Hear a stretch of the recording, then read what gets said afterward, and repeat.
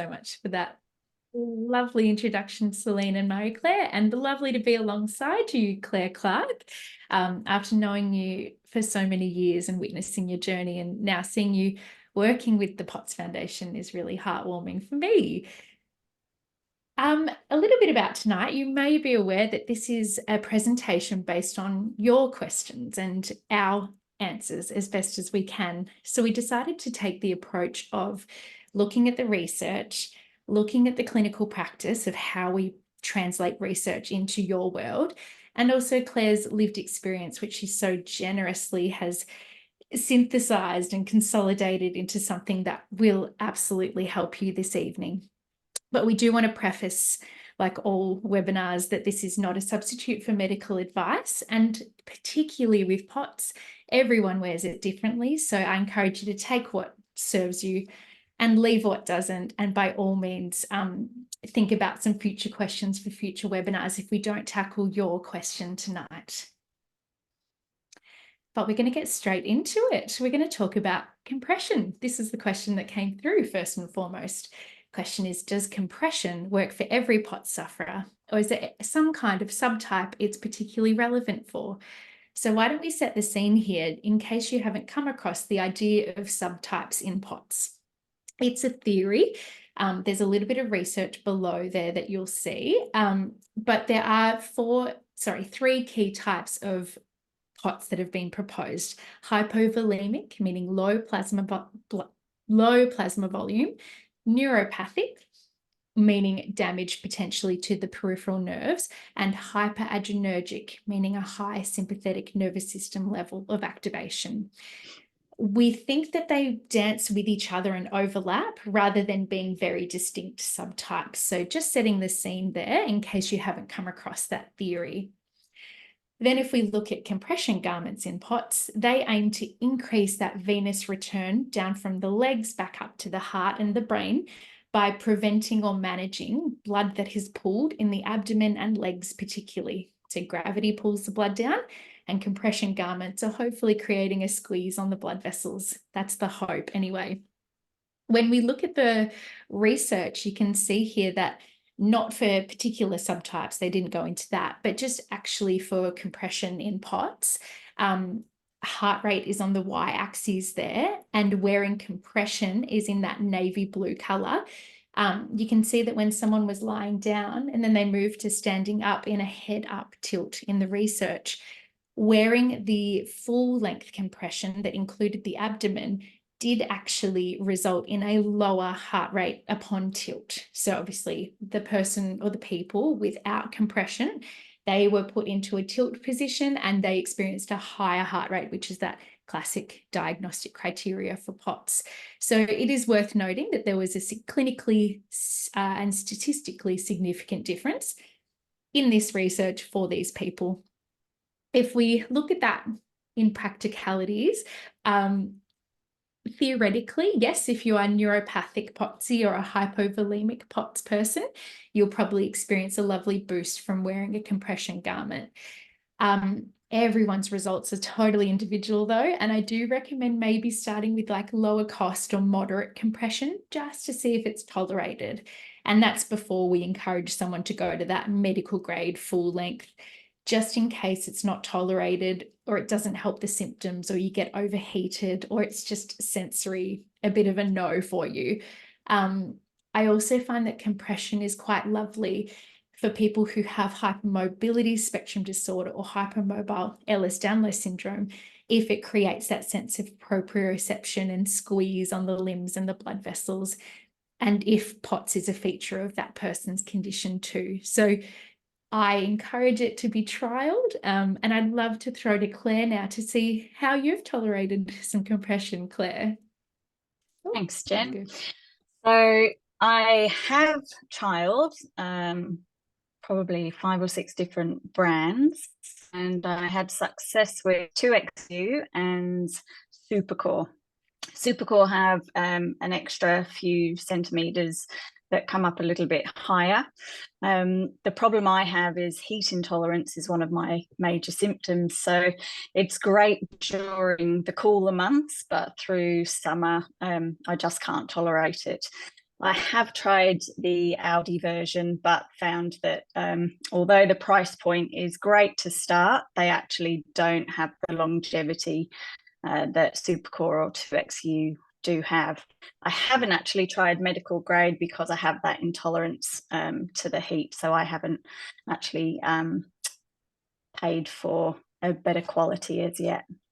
That makes sense. Thank you.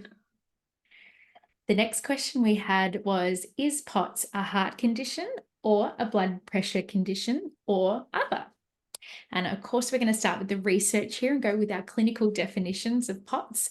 Well, the S in POTS is for syndrome, and syndrome is a collection of symptoms. And we know that people with POTS experience symptoms in the cardiovascular system, the digestive system, neurological, and musculoskeletal systems, particularly upon being upright, including standing, but also including being seated.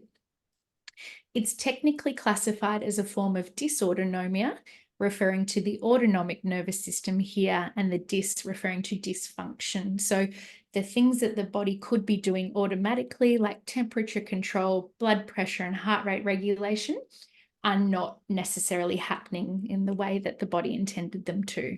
So you might hear about dysautonomia being referred to in POTS. The diagnostic criteria for POTS actually requires the absence of orthostatic hypotension. So if someone upon first standing experiences that clinical drop in their blood pressure, they would be diagnosed technically with orthostatic hypotension, which needs investigation. So POTS is more of that heart rate rise, hence the tachycardia, the T in POTS, but you can live with low blood pressure and have POTS. It's just a different phenomenon when we talk about that either tilt testing or initial standing. So it's not truly a blood pressure condition, but it's not truly a heart condition either. It's kind of this autonomic nervous system condition that does weird and wonderful things throughout the whole body, as I'm sure you would know if you live with it here tonight. Translating that to practice, we find often that the heart is actually quite structurally sound. And I know that that can be really tricky when someone has the echocardiogram on the ECG and they say, yes, everything looks normal, but you feel absolutely rubbish. So we do need to get that checked out always. And then we start to think about the software, not the hardware, when we think about what controls the heart. Hence why working with a POTS-informed cardiologist or a physician and a collaborative team is recommended for your healthcare. And just in practice, looking at that software side of life, POTS appears to be quite sensitive to adrenaline and anything that activates the sympathetic nervous system inappropriately. And that can be a really vicious cycle because it can increase tachycardia, increase fatigue, dizziness, and it can become a spiral, I guess, is what most people will find. The next question was, is POTS for life, or do some people with POTS go into quote unquote remission? Research first, let's see. A really significant study of 4,835 people with POTS found that, firstly, if we look at their diagnostic journey, 75% reported an initial misdiagnosis. Awful. Leads to delayed diagnosis, leads to delayed treatments, but we know that this is unfortunately a common occurrence in this condition. Then if we looked at the reflection of their symptoms over time, it's a bit of a mixed bag actually. 42% of these people who did this survey found that they had some symptom improvement. So 29% had a little bit of improvement, 13% had a lot. 10% felt the same as when they first had symptoms, no change. And then 44% reported feeling worse since they initially had symptoms. 14% a little bit worse and 30% a lot worse. So we really just want to highlight here that when we use a word like remission, statistically speaking, it's probably going to go either way of improvement, not improving, or staying the same. And 63% believed upon reflection that they've actually always had a tendency to have POTS-like symptoms when they look back historically. So I think it's safe to kind of project that forwards as well, that POTS is going to be a flavour in the person's life, and just maybe depends on the severity. So there's a bit of a snapshot from that lovely paper of the face of POTS. In practice, I always want to remain open and hopeful to the possibility of remission, if we use that phrase, or basically what would improvement look like for that person. But I want to always stay realistic and sensitive to the challenges faced by people living with POTS. So you might think of it as always being there as your tendency in the background. You can manage it with strategies and medication, but it can become unmasked if you're feeling unwell, if you've had surgery, you're going through a stressful time, or hormonal changes. POTS will tend to rear its potsy head, is what I have noticed the most. How about you, Claire? Well, POTS for me came on with a bang, and an average document for me would show these beautiful colours, and that's all different symptoms.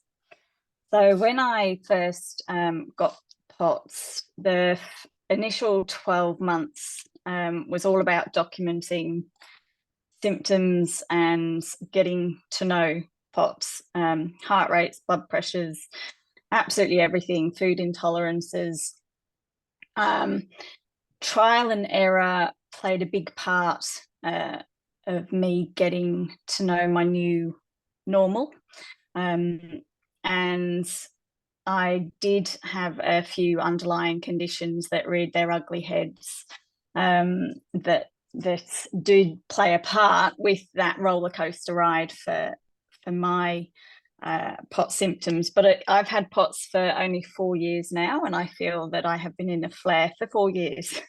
So medications played a big part on me getting to a better quality of life.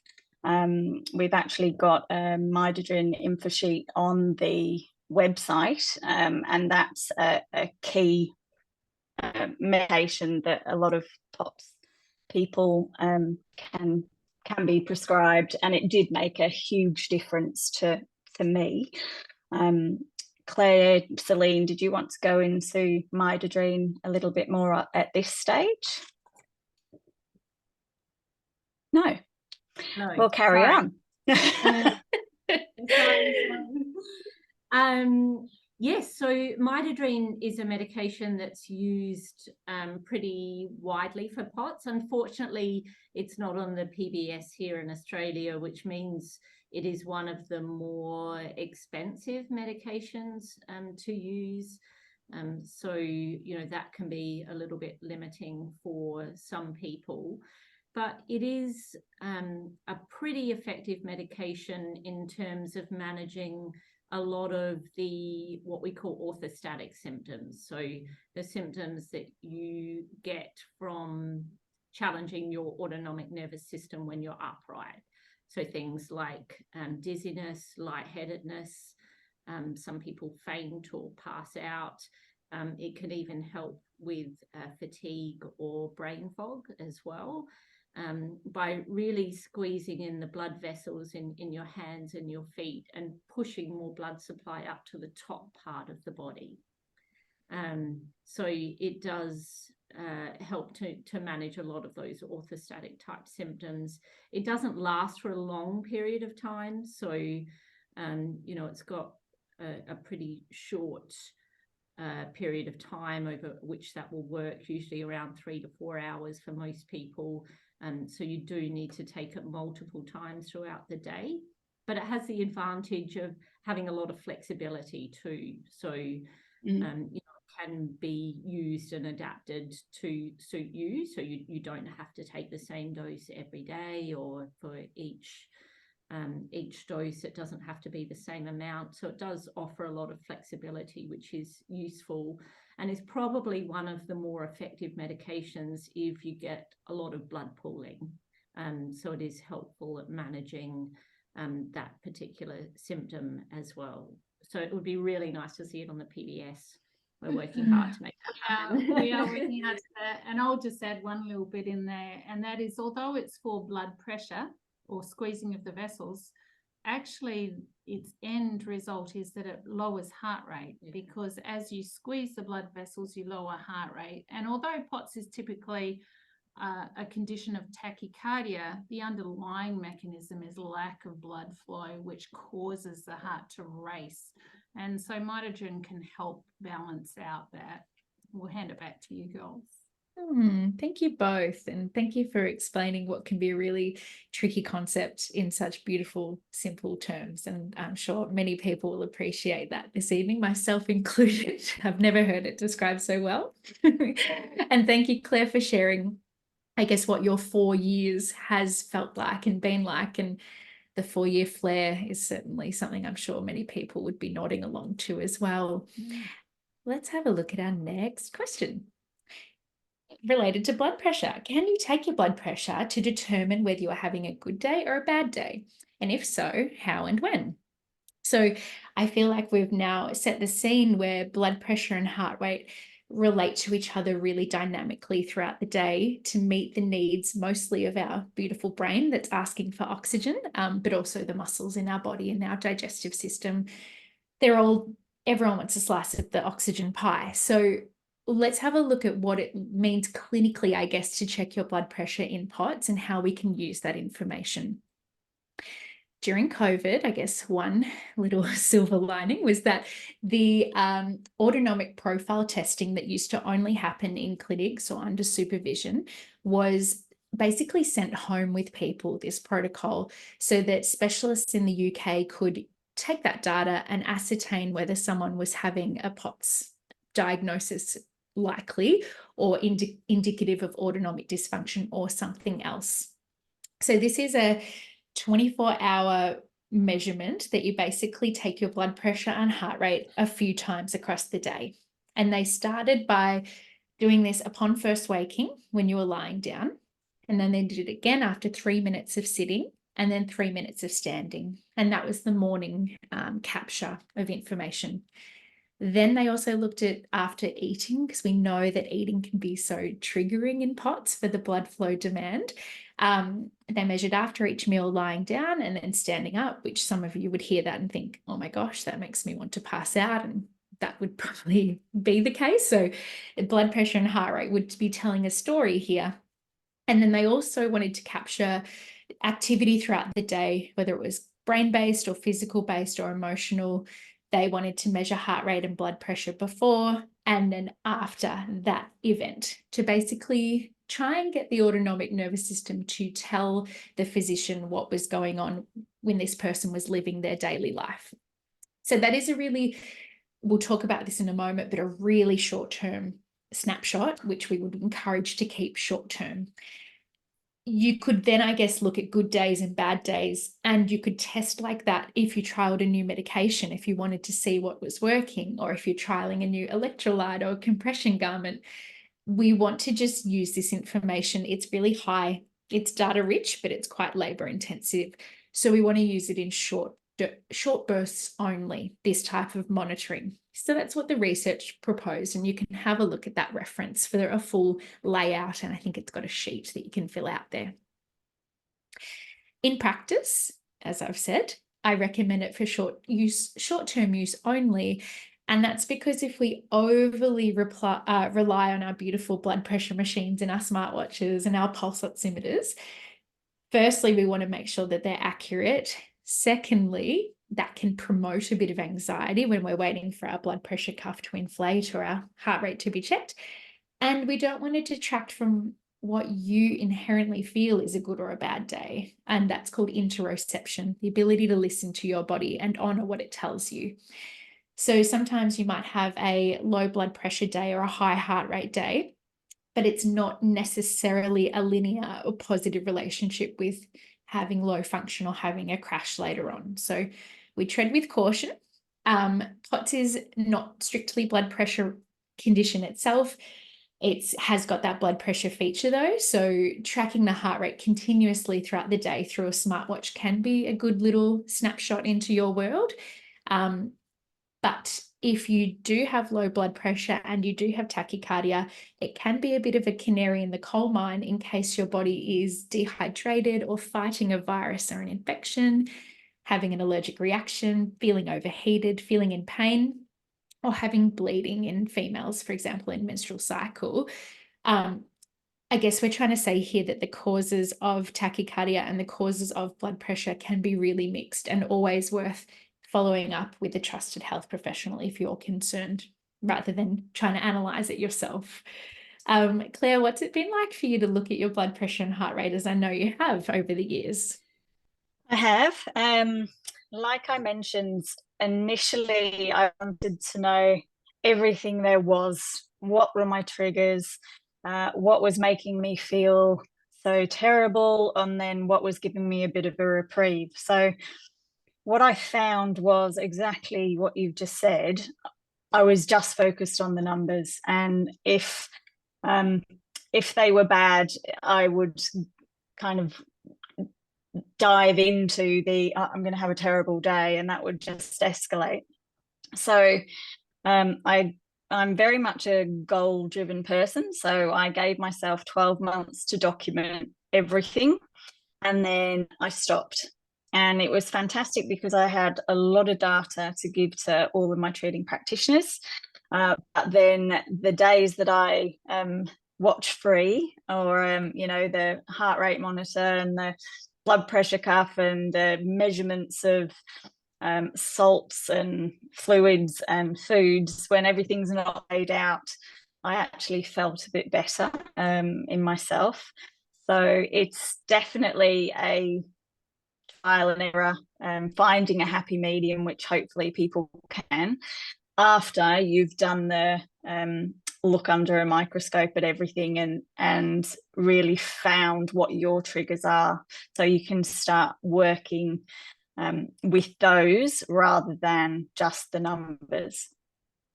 It's hard. So well put. It's hard, yeah.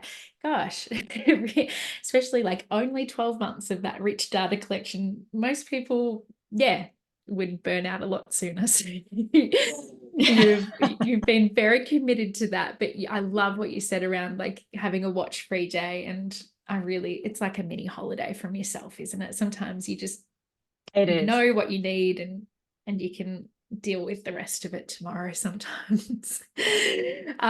Great. Well, let's have a look. A little bit more about compression, which probably ties into that first question we had quite nicely. Compression, socks or tights or bodysuit, discuss. Starting with the research, here is one of the more hallmark studies in POTS around how much compression is helpful and where do we draw the line. And we know the barriers now around heat and sensory input and finances and all that jazz. But you can see the 4 conditions here. They've got no compression, just the legs, which would look like probably your knee-high compression socks, just the abdomen and the upper thighs, and then full was like abdomen, upper thighs, lower legs.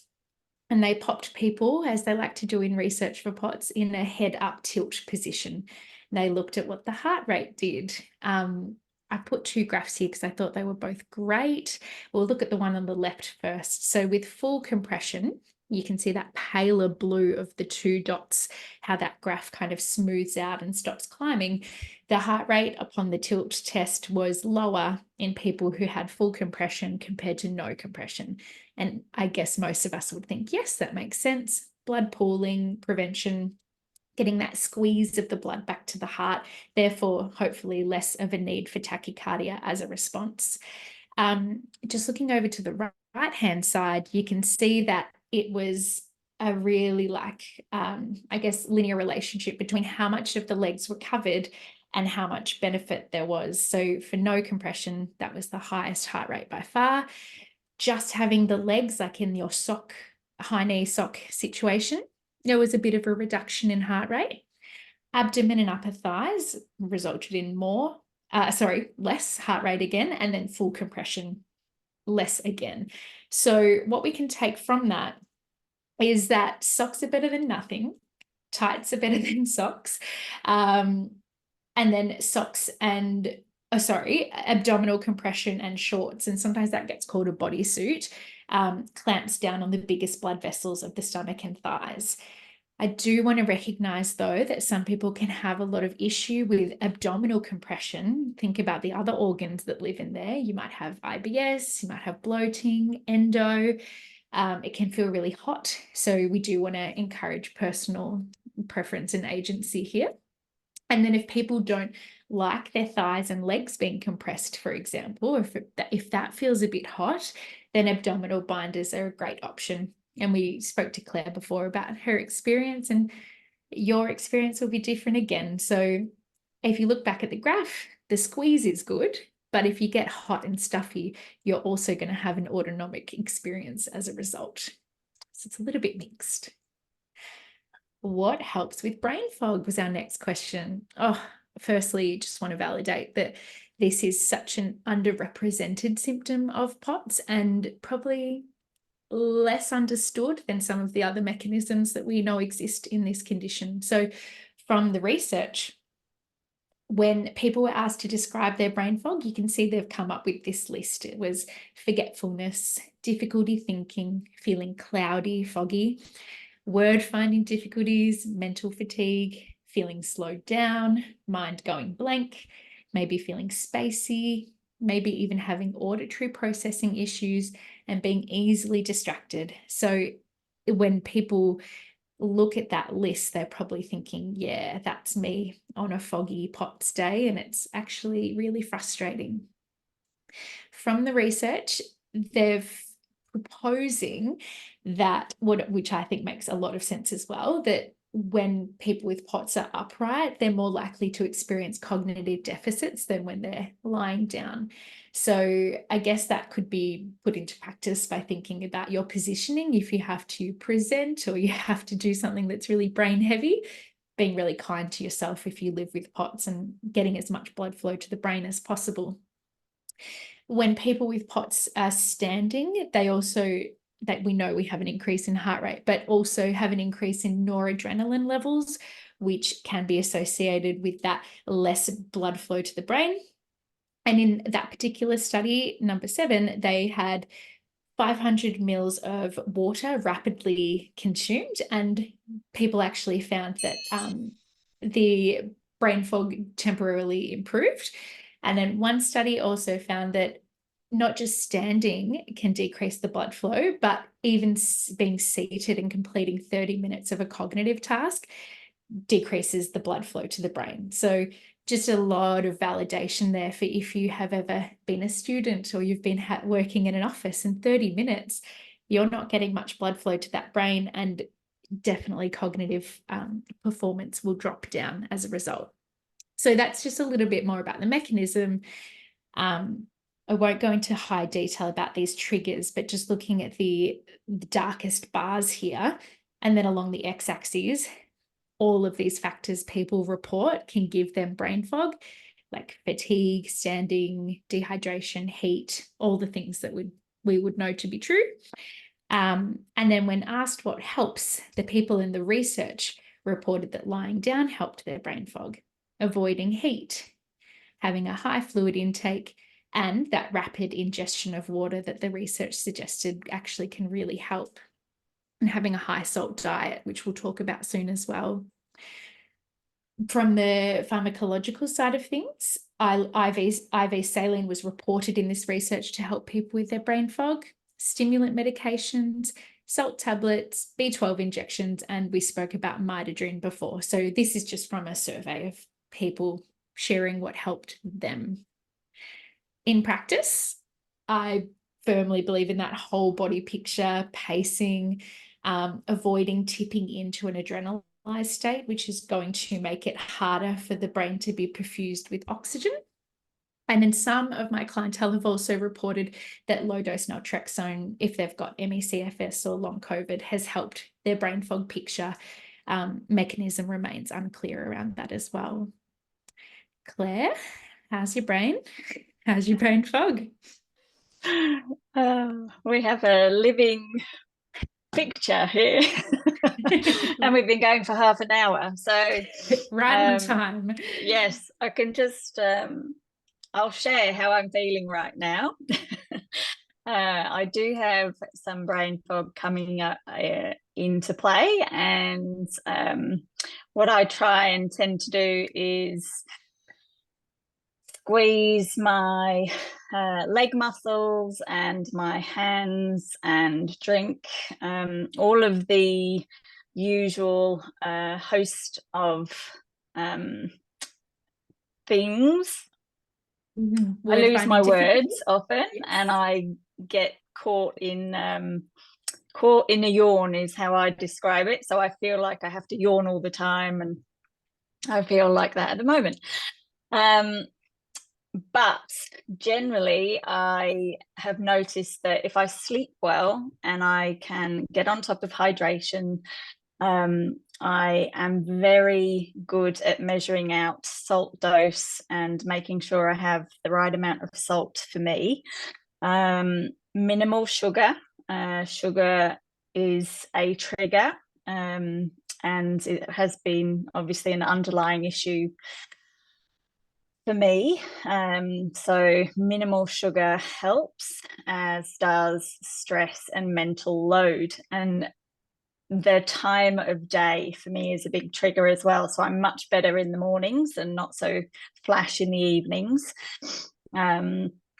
But basically, I've put there learning to listen and accept, because I think that the Potsies that I've met are all go-getters.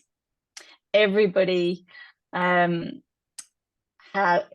nobody likes having POTS, and everybody that I've spoken to is just an absolute whiz. Like they've all got lots of things on their plate and desires and dreams, and they're not dull people by any stretch. So we tend to put a lot of pressure on ourselves. I certainly was one of those people, and I've found that listening and accepting where I'm at is a lot easier than just simply being pig-headed and trying to push through just because I had an intention, which is what I did a lot initially. Planning has been a huge thing. So I couldn't have done this off the cuff. I can do this today, but I couldn't have done it just a spur of the moment. Like, it's been a lot of planning and pacing and putting some building blocks in place to make it easy, to make it doable. And I think when you actually give yourself that freedom to only do so many things in a day rather than doing a lot, the brain fog, it eases a bit because you haven't got that cognitive load. So I break down my day into units. I'm very methodical, but a unit can be working at the computer just as much as it can be walking my dogs, or crawling around my vegetable patch on my stomach, doing some gardening. They all are equal because they all deplete me just as much. So again, writing down and understanding what gives you brain fog and what alleviates the brain fog is a really big key. But then listening to where you're at, which is why I'm going to shut up now and just go back to Jen and have a rest.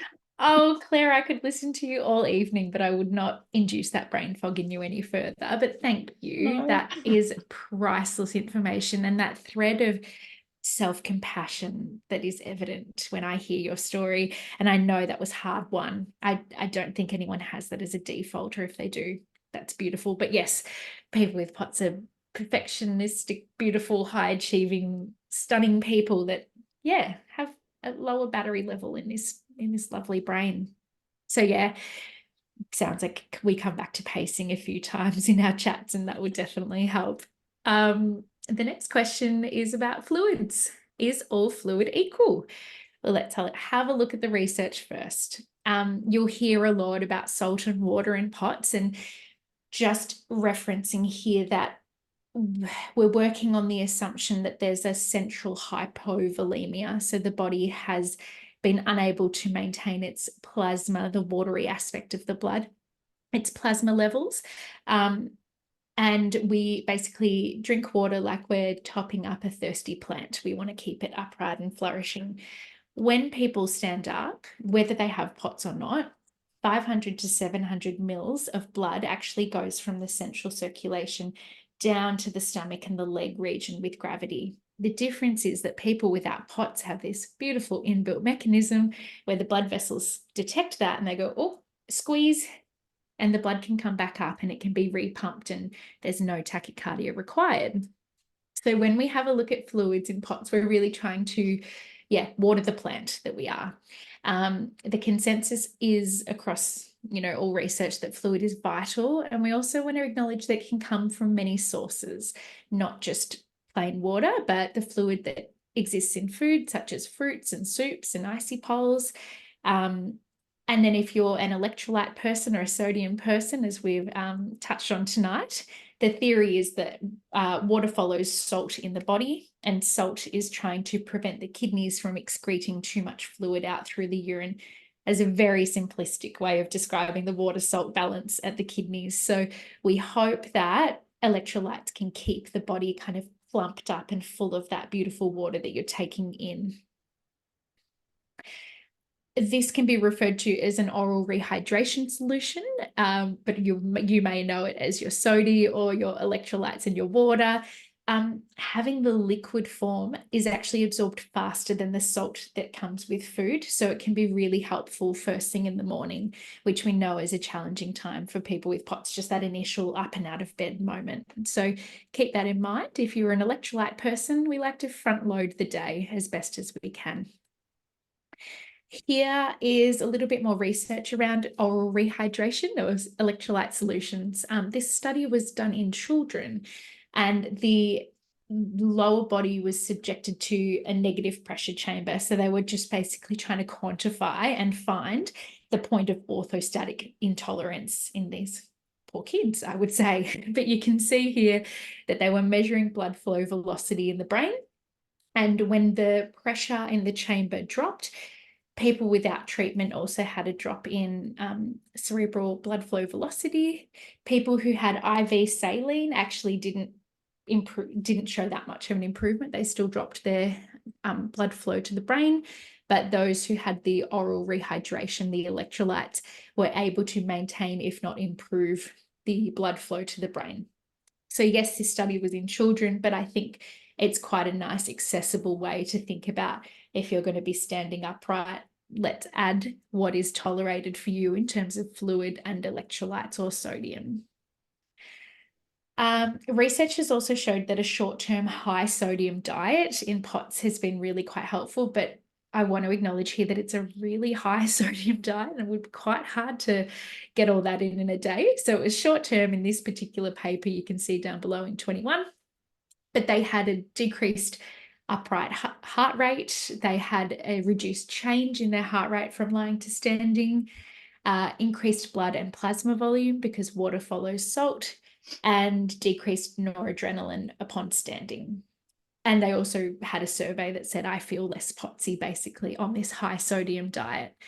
That was compared to people with POTS who were given a low sodium diet, which I think we would all agree would make you feel a bit crappy. So when it comes to is all fluid equal, I guess electrolytes and sodium are preferred to plain water purely because you're likely to wee it out, is the hypovolemic theory. I recommend aiming for 2 to 3 litres of fluid, depending on your digestion and your own tolerance levels. And ideally half a litre before your feet hit the floor in the morning, which can be hard to remember and hard to do. But having a drink bottle on the bedside table could be a really nice way to water yourself as a plant before you get up in the morning. If you can tolerate electrolyte solutions, or if my clients can at least, I recommend they do it for, at least half of that fluid target. So if we're targeting 3 litres of water across the day, maybe 1.5 litres being a sodium or an electrolyte solution. And then we know from the research, if you're feeling not great, 500 mils of cold water in one sitting can help feel a little bit better if you can stomach that. Hot days, exercise, illness, and I'll even add to that menstrual cycle, all kind of call for a little bit more support in the form of electrolytes or sodium. There are also some apps and hydration trackers which are quite cute, like Plant Nanny is a phone on the app, and every time you have a drink, it waters the plant on the screen. And I think that's a little bit adorable. Otherwise, you can track on your smartwatch, or you could keep a paper diary just to make sure you are actually drinking what's in your drink bottle, because brain fog is a thing, as we've discussed. Claire, you want to chat about your hydration strategy? Sure. So my POTS is influenced dramatically by the season. So I'm much more symptomatic in the warmer months.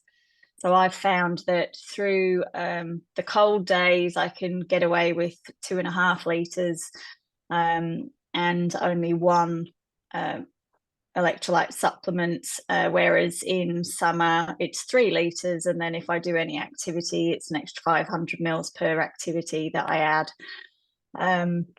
The key thing that I found was rather than just getting straight up out of bed and then going into the bathroom, I would struggle straight away in the mornings, whereas the change that I made was having the electrolytes straight away before I even got up, and then waited 5 minutes, and I found that it was a much easier walk to the bathroom, and I could stand at the kettle and not be super tachycardic just making the first cup of tea. So for me, that is kind of a hack that I like to share with people that I talk to, because it really did make all the difference. The other supplement that I've actually mentioned here is magnesium, topical magnesium. So Salt Lab do a spray, and I found that when I take that at night, I also do have an electrolyte at night, but since I've started with the topical magnesium, I'm sleeping so much better. I'm not getting up to go to the toilet in the night, and less aches and pains through the night. So I don't know why I added that in this is all fluid equal, but I did. So there's another hack from me. You are full of hacks. And the magnesium spray is a fluid, so not all fluid is equal is the answer to that question. There you go. Don't drink it. You really don't drink Salt Lab. We spray that, we drink the soda. And yes, couldn't agree more about that.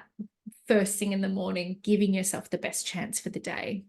It requires planning though, like all of these strategies do. They don't just happen. The next question we had is another salty one.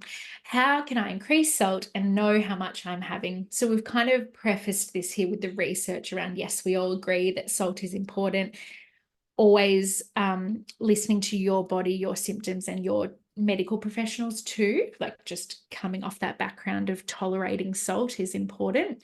But I guess we're doing some salt maths here, which, forgive me, is not my strongest suit. But I looked at the Dysautonomia international targets, because it's so tricky. Sometimes people measure in grams of table salt. Sometimes people measure in milligrams of sodium. Like if you pick up a packet of soup, that will probably be in milligrams of sodium. So depends how your brain works.Roughly approx 8 to 10 grams of salt is really what Dysautonomia International says, which is quite, a high amount.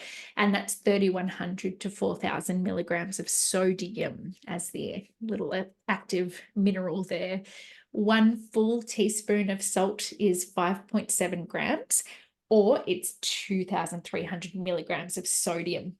So if you're a visual person, you might be just heaping on salt onto your food in that manner when you know what your sweet spot is as well. Or if you're a more numbersy ingredients list person, you might be tracking throughout the day how you're accumulating your milligrams of sodium.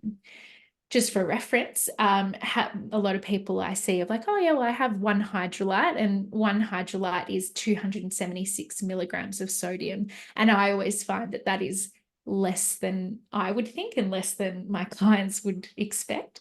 But if you look at the recommendation on the back of Hydrolyte, it's encouraging like multiple doses per day, which you can get a bit bored of the flavor. It can be a bit sugary.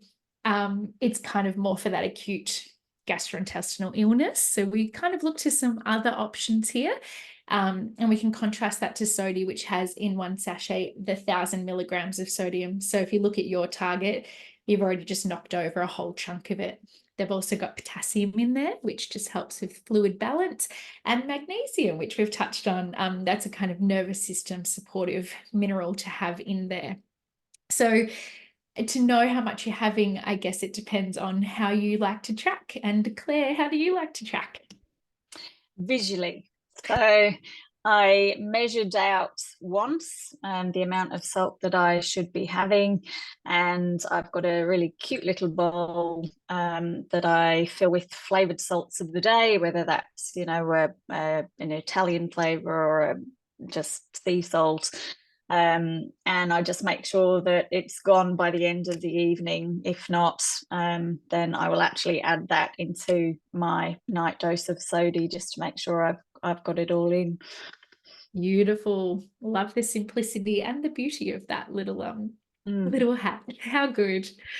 Oh, and you also are a bit of a little packets person. I am. They're everywhere, much to my husband's disgust. There's little salt packets and soda packets everywhere, in every bag, in every pocket of his car, my car, absolutely everywhere, because they are something that works so well. And the little packets of salt, obviously you don't have to have water if you've already finished your hydration. You can just get some salt into your system without actually having to wash it down. So highly recommend the next time you're anywhere that have little packets of salt, you put a few in your bag. Speaking about the cost of mitogen, there's a little freebie for everyone. So hopefully it balances out. Thank you. Our next question, I feel as though it comes up in every conversation around POTS, and it is a really delicate subject, I would say, which is exercise. And this person has asked, where do I begin and how do I progress?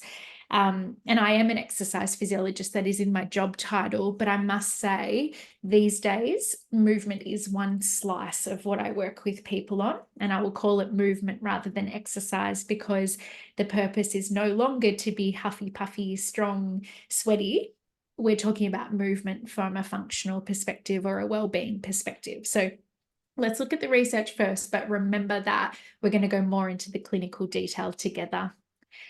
I guess first, be just really aware and wary of implementing a generic protocol that has been listed in the research. I guess to name names, there's the CHOP program, there's a Levine that you can find online, and the starting points often are way above the people who I work with, what their baseline would be considered. And we often just go into a boom and bust, and symptoms can be pronounced as a result. So yeah, this is, if exercise is a medicine, it would be like self-administering your own medication dose. Tread with caution. I think it's really validating and important to recognize that people with POTS, and this is also from the research, so we can draw on this quite comfortably, that people with POTS, when you exercise, your heart pumps out less blood per beat. That's called stroke volume. And at every level of exercise, people with POTS will have a higher heart rate than a healthy control who doesn't have POTS, which I'm sure you would also think, yes, that is obvious to me. But that means we don't want to use heart rate as an appropriate measure of intensity. And we're already up against it because the heart's not fully squeezing out the blood with every beat. So we're kind of on the back foot when it comes to standard exercise. Generally speaking, the research in POTS, which is super mixed around exercise, utilizes aerobic exercise to target the heart and the blood vessels to create that regular pumping. We can definitely draw on the fact that it starts recumbent and lying down or reclined, and then gently becomes more upright as tolerated. And then a lot of studies will chuck in some leg and core strength with light weights and gently increase that too. Also, in good research, the programs are always individualized to the person anyway, in that sense of doing no harm. That's, I guess, ethical, because exercise can certainly make people's symptoms flare, and we really just want to acknowledge that. Also, the intersection between ME/CFS and long COVID and PODS, we just cannot apply the standard exercise guidelines when there's post-exertional malaise present, or there's an energy impairment, or really most people will know in their body and in themselves that, like, okay, that standard exercise program does not work for me. But it's also still really common that people would like to engage in movement for their mental health, for the potential benefits without the downfall. And that can be part of my, I guess, part of one of the favorite parts of my job is gently experimenting together. So in practice, we look at the research and we think, yes, thank you, that's probably not going to fit us. We would rather meet people where they are at. So if someone is so fortunate that they can tolerate walking, which is so not always the case, I encourage people to do small, frequent walks during the week, e.g. 6 times 10 minutes is better in my eyes than one 60-minute walk and then you just can't do anything for days. So there's that pacing principle again, smoothing out the load over the week. Floor-based strength can be a great way to re-engage with exercise if it is tolerated by the person. I would also extend that to being on a Pilates reformer, because you're lying down and you're using your legs. That can be really lovely. Gentle recumbent cycling, maybe swimming or being in the water, and yoga can all have their place. And I don't mean like salute the sun, bounce up and down yoga. I probably mean more like restorative floor-based yoga there, for the right person at the right time. So the person here has also asked, how do I progress? Assuming that that means that exercise is being tolerated. I always ask, how have you coped with it lately? Has it made you feel worse? Has it been, is it okay for you?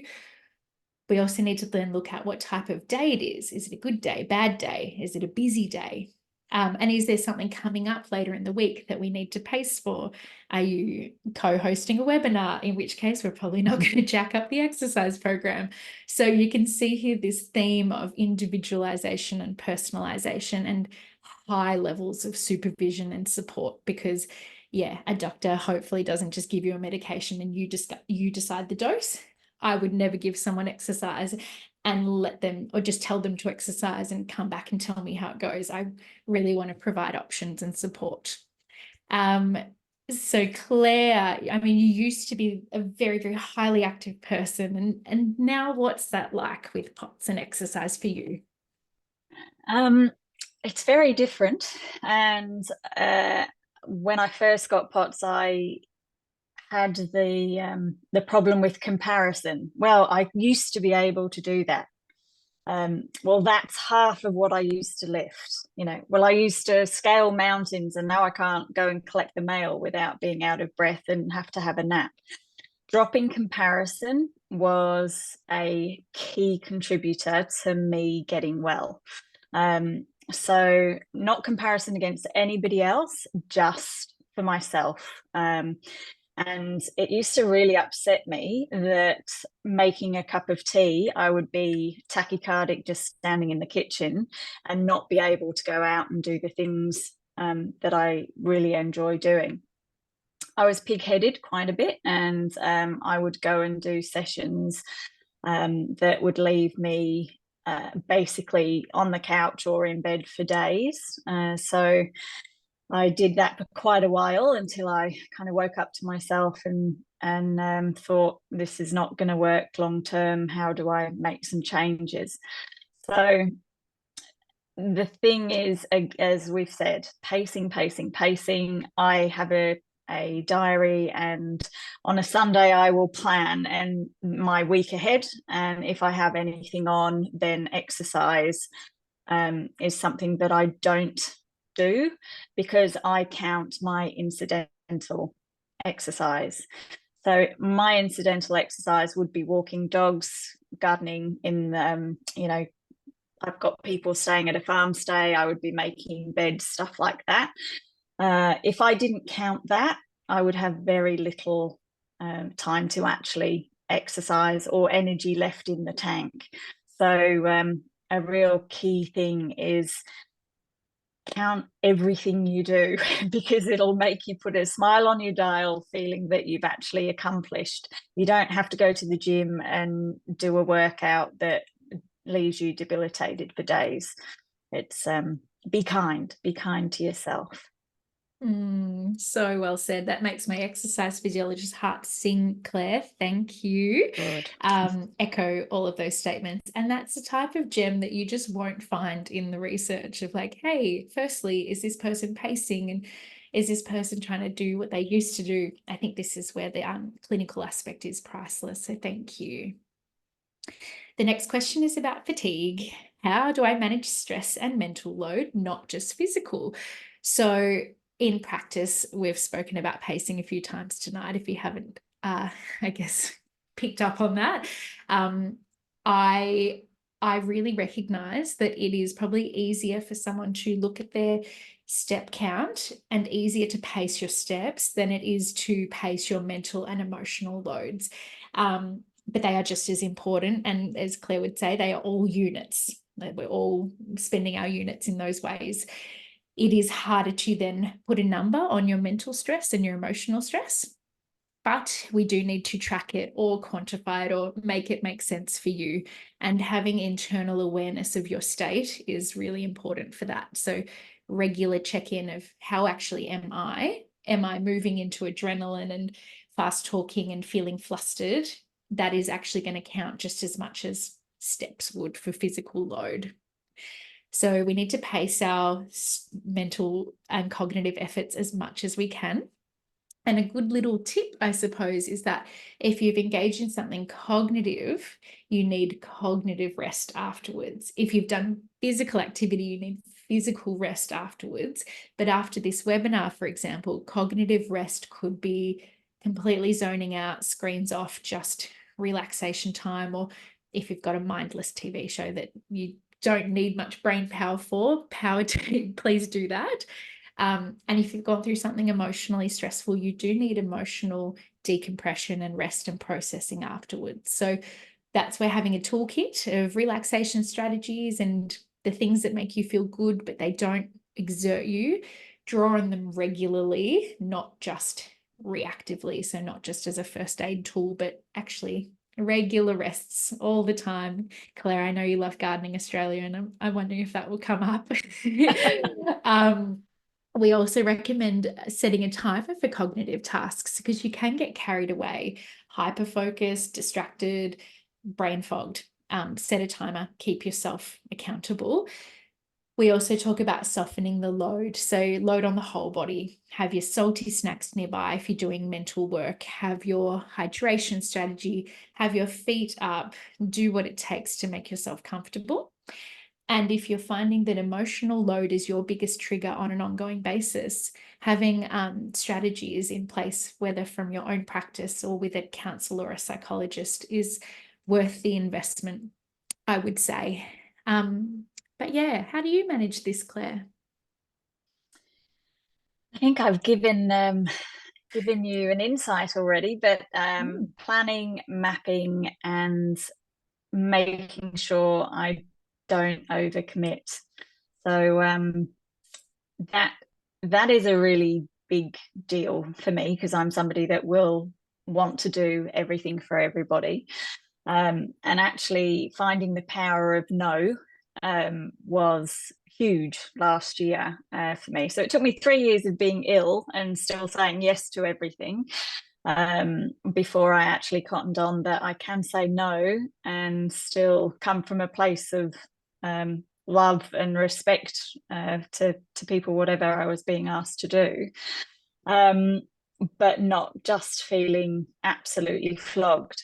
And one of my key things that I used to do was, if I woke up and I had a chore, but I woke up and I had no energy, I would delay the chore for the next day until I did have energy. But what I found was that all I was doing was chores.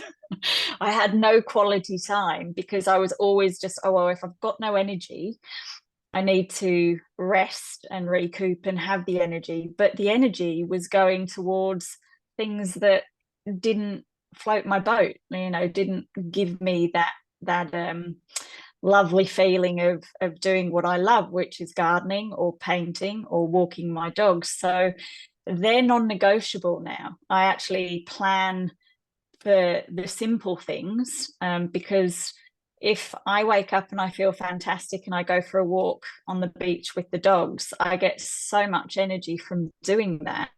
Whereas if I put it off to do some work that needs to be done, I just keep at a level. I don't ever kind of top up. So putting yourself first and making sure that you do actually do things for you is a great fatigue management tool.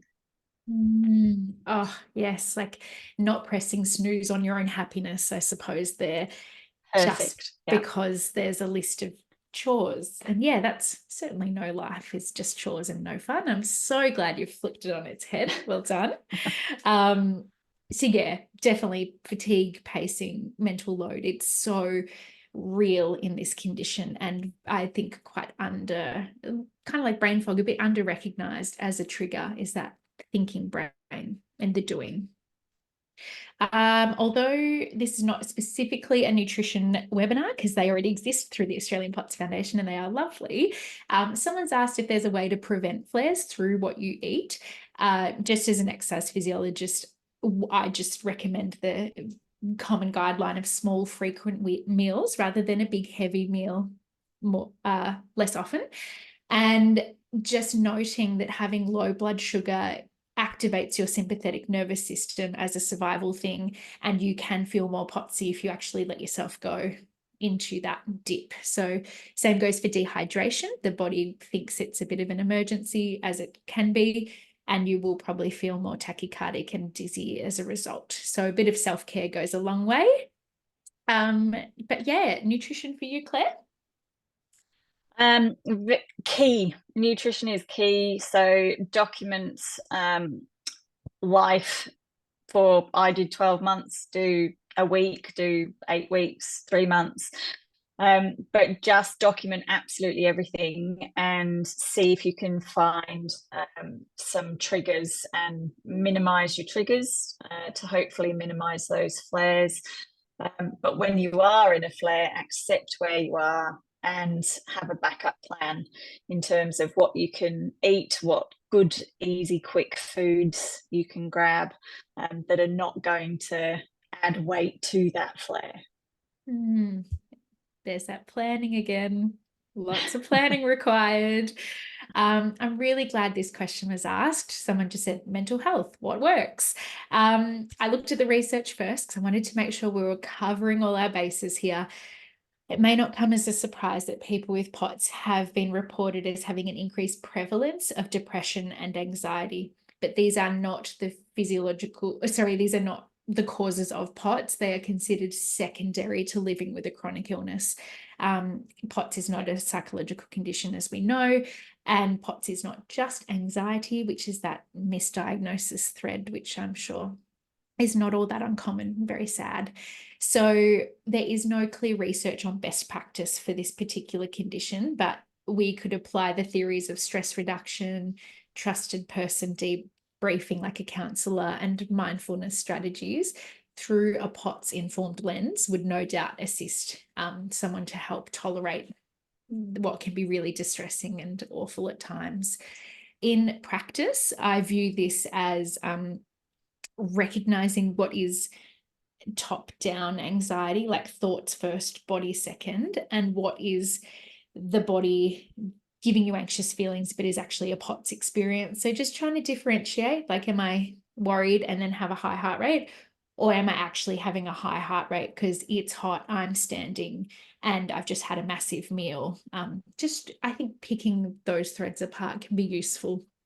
I also really want to acknowledge the disenfranchised grief that can occur when you live with a chronic, particularly invisible illness. And that's defined as when your grieving doesn't fit with your society or your loved one's definition of grief and loss. And that experience can be really isolating when you are mourning the loss of the life that you used to have and nobody really gets it.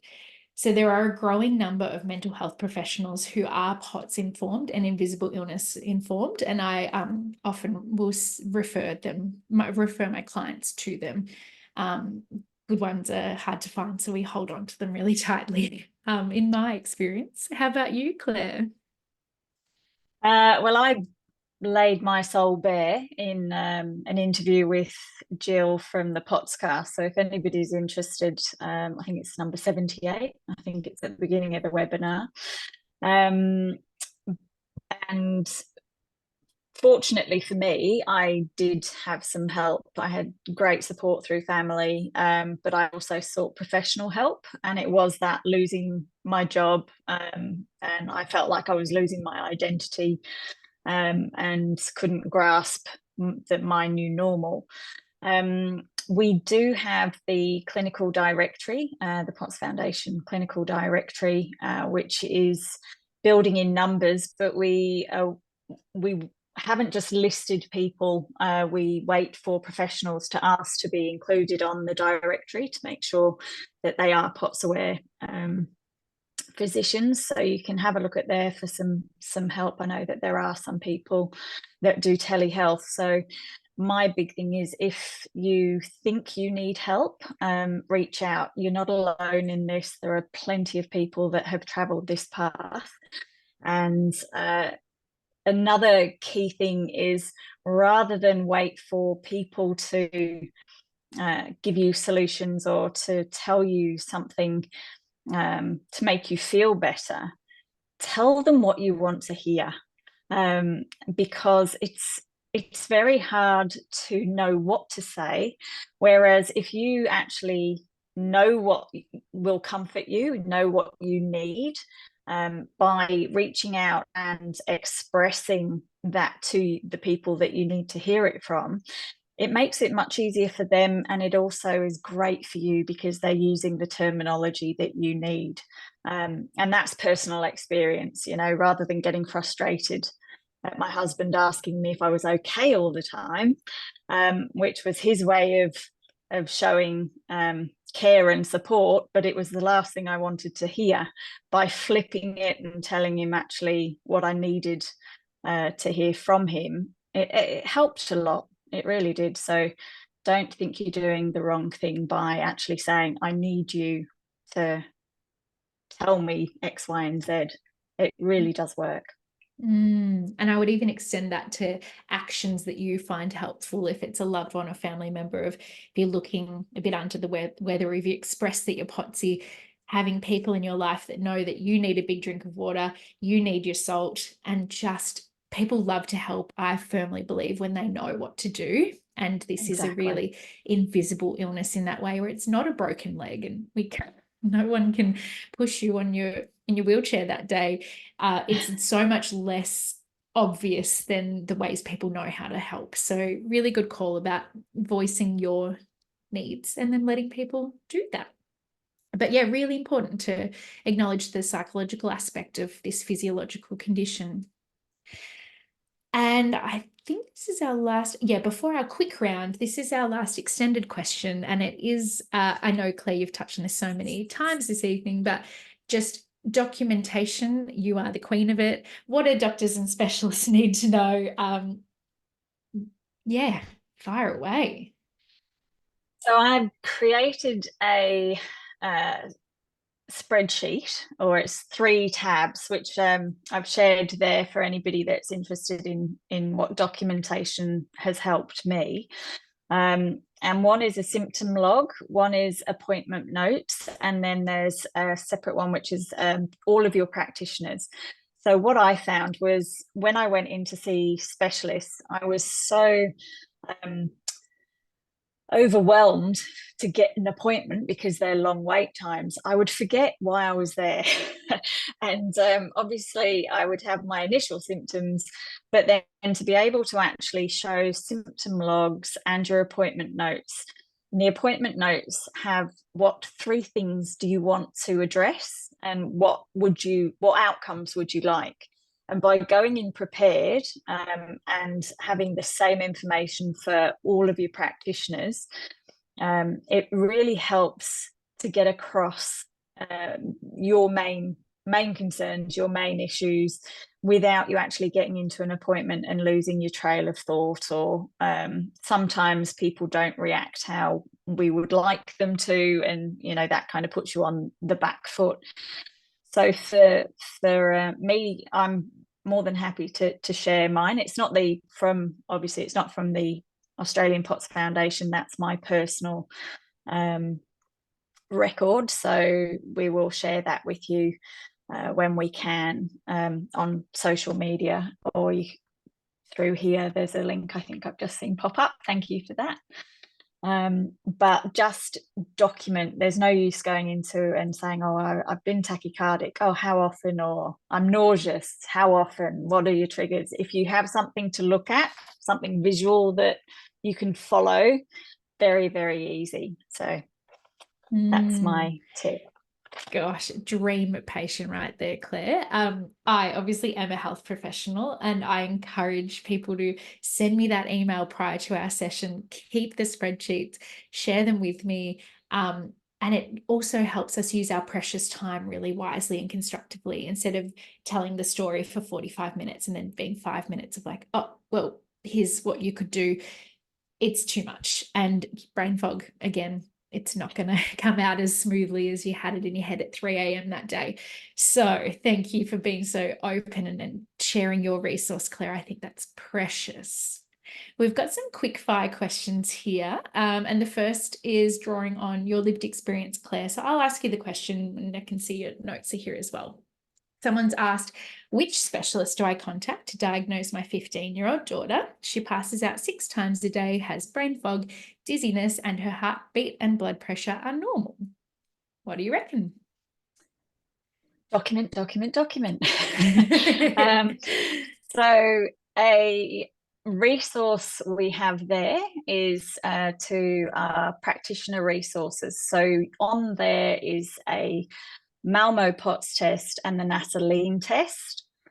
We've also got an Ausdoc therapy update. So I would suggest you print 2 copies, so you can actually talk through one, give your physician another, and you can do the tests together. And then the Ausdoc therapy update is actually a how to manage guide.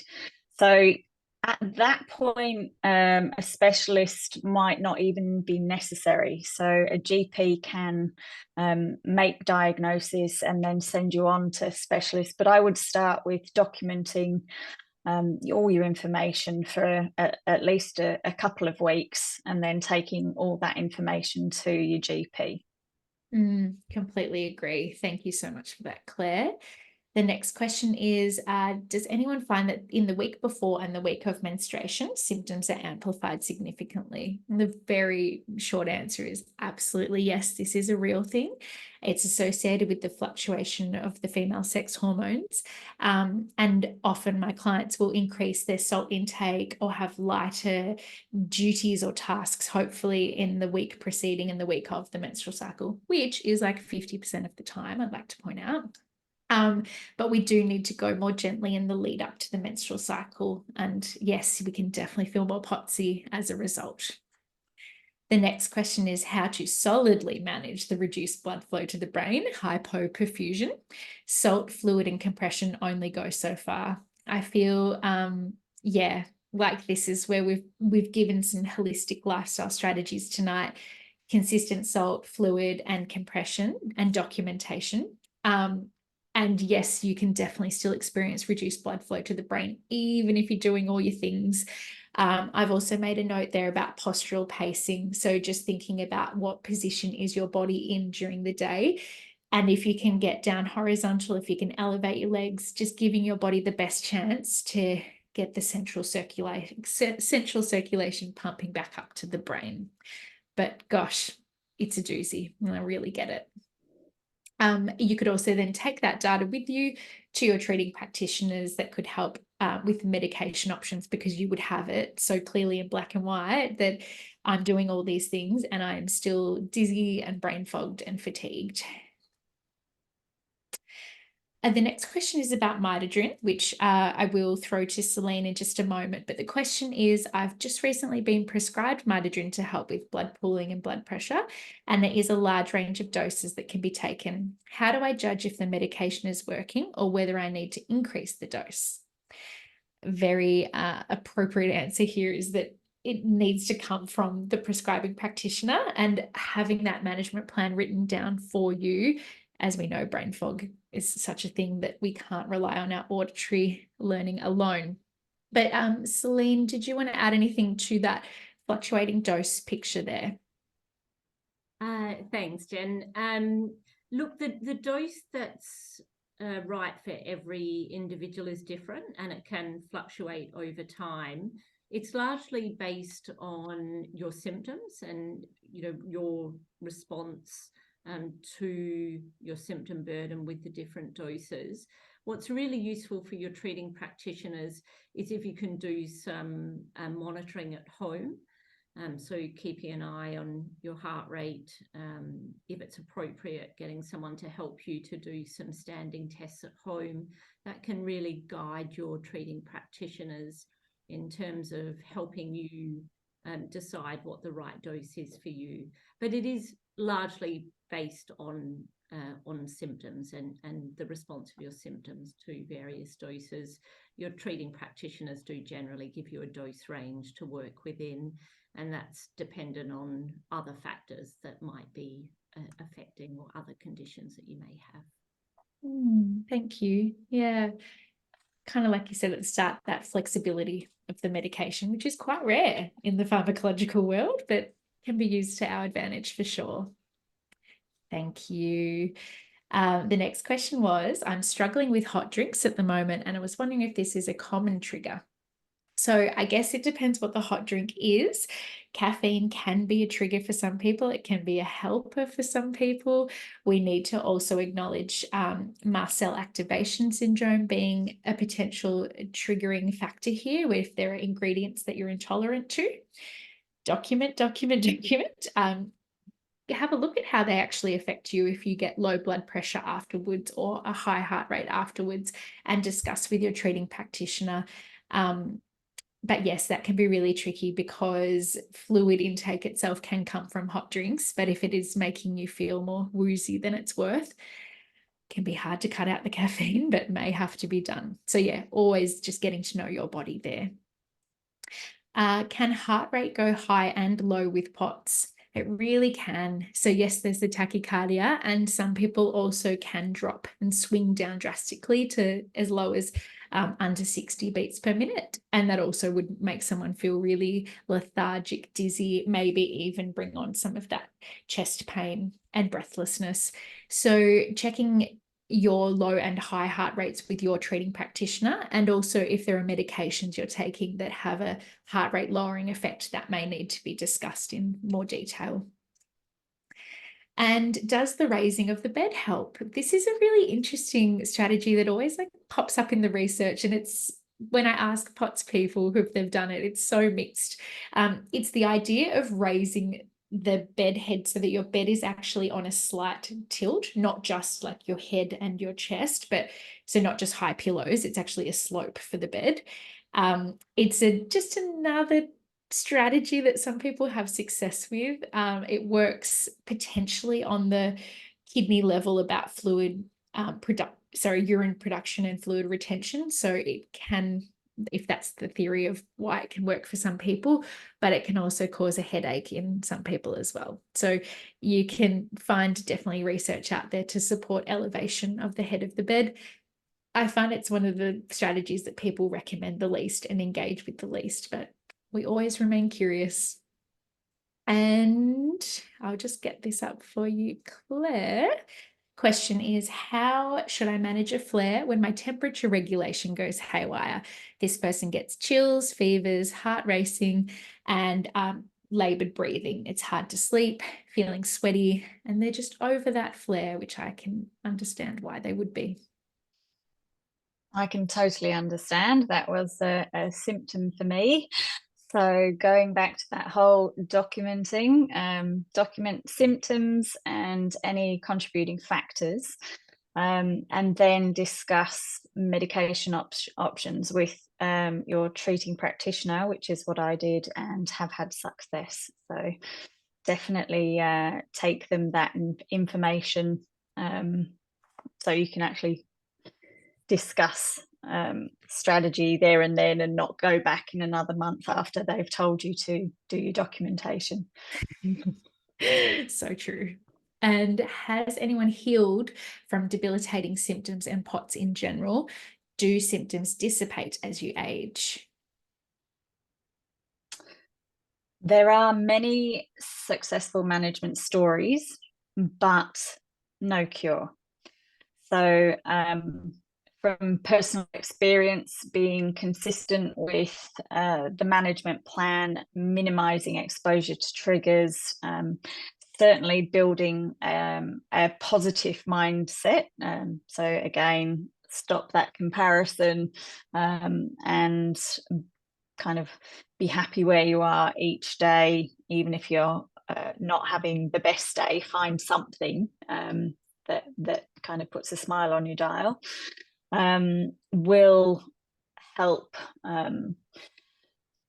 But dissipating as you age, I haven't found that being 48. I'm sure, I'm hoping that, you know, it keeps getting better.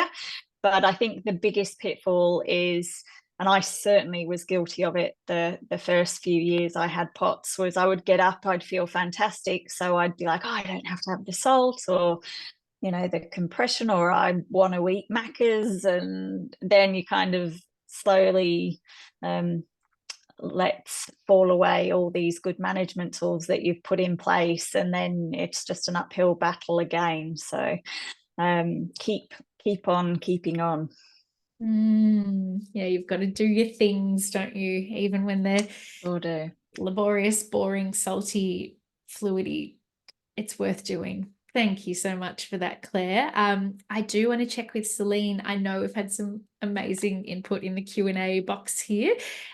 We've got 6 minutes before the end of our presentation, and I just do want to point out housekeeping references and how to find Claire and I, and obviously you know how to find APF. But Celine, is there anything you wanted to touch on from the Q&A perspective tonight in our last few moments together? Thank you very much, Jennifer, and also Claire. I think you've done a wonderful job and we've had a lot of engagement. There are a lot of questions actually in the Q&A, but we won't go through them all now because I can see some people are fading, and I reckon it might be a good thing for us to have another session early next year in the first quarter where we really visit these again. So if you don't mind, I'll just maybe wrap up with a little bit about the conference. Yes. We have got a consumer conference coming up, and we'll flip back to those other slides a bit later. But the reason I want to bring this up is because this is exactly what we want, is the forum where people like Jennifer and Claire can detail their own experiences, and you can all get together and we can discuss together our own experiences of POTS, but also the way forward for the community. And it's going to be a really important time for that. We hope to have a lot of engagement on various platforms. Actually, Jen shared a lot of research tonight that comes from Satish Raj's group, and he is our plenary speaker at the conference. He's coming all the way from Calgary. He's a fantastic cardiologist who has a real passion for this field. We just met with him recently at a conference, and we're really excited about him coming. And I'd like to say that his wife is also a psychiatrist. She's published in the field of psychiatric disorders in POTS and has actually shown that there is no elevated presence of psychiatric disorders in POTS, but there is unfortunately a lot of allocation of somatic symptoms. So that are the physical symptoms that you feel with adrenaline to psychiatric cause, and she'll be speaking at the conference as well. So Celine just put up the link. in the chat. If you haven't seen it, go in there, have a look. You can register for the consumer conference, and if we've got some allied health online, please go in and also register for the scientific day, which is on the Saturday. Just the one question that I think came up in the Q&A that relates a lot to what Jennifer and Claire talked about, and that was the salt. There's often this thing about sugar in salt and hydration drinks, and that's because the World Health Organization has put out a statement on the need to balance sugar with salt in those drinks. And we just want to give context for that in pots. A lot of that comes from the fact that when you put solutions into the actual vessels, so through intravenously, you must keep the solutes or the compounds in that fluid equivalent to what your body's fluid makeup is. And that means you must have a good balance of sugar and salt to make fluid transfer out of the vessels and into the body. That's not quite the same when we drink things orally. And although the World Health Organization make a point of saying you need sugar in hydration drinks, that is because they're looking after the needs of large populations of people, particularly those in countries where perhaps their nutrition is not optimal. And they're also looking at young children who need hydration, and they also need energy in that. The studies in pots actually with salt showed that salt on its own without sugar taken orally still has a very good impact on lowering heart rate and increasing blood pressure. And that's what's important to our population. And especially because glucose or sugar is known to make symptoms worse. I noticed Claire mentioned, about eating certain things can make her worse. That is often the sugar in it causes our vessels to open up, and it drops the blood pressure further, which is why you'll often hear practitioners recommend a very consistent lower sugar diet, what we call a low GI diet for POTS. And so that's just to give some context around hydration with salt. But I think we are pretty much there for the night. I really want to thank Sodi, who has sponsored these. If you don't know about Sodi, they are a hydration fluid that are made here in Adelaide. Actually, they do actually not have much sugar in them, but they do have stevia in them, and this is the constant thing. There's lots of supplemental sugars out there, artificial sweeteners that some people can tolerate and some can't, but there's a lot of products out there. We're really thankful for Sodi coming on board and helping us with our cohort that can tolerate that, and it's got a great high dose of sodium in it for those people that like to use those supplementations. So thanks to Sodi for that. We will be back next year. We may not have as many webinars, but we'll definitely have some webinars, and we might in fact kick off with another one that answers some of those questions that you're asking tonight. And we just want to thank all of those who have engaged so well tonight. Jennifer and Claire, do you have anything that you want to finish off with? Just thank you. Thank you. Yeah, Jinx. Thank you to the Australian Foundation. Job, so thank you. Stay online. Claire and Jennifer will have a quick chat, and good night to everybody. I think you're all due a nice rest, and believe it or not, we have people from America today, so if you're still with us, thank you very much for joining us. It's great to have you on board. Well done for lasting. Yeah. Good night. Good night, everybody. Take care. Bye. Bye.